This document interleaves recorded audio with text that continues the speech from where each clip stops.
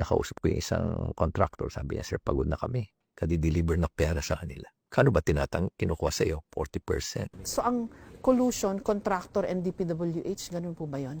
Yeah. Contractor, DPWH. Tapos, tinanong ko sa kanya, sino ba binibigyan mo? Pero di siya mga binanggit sa akin ng mga mambatas. Tanong ko sa kanya, ilan ba kayong contractor? Sir, sa grupo namin, 7 kami, pero hindi ako yung contractor.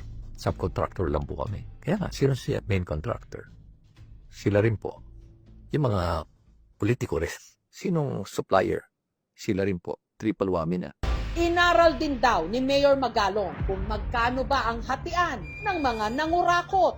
Mayor, kayo rin po yung nagsabi na kung pie chart yung budget para sa isang proyekto ng gobyerno, 30% lang pala yung napupunta sa actual cost. For the execution.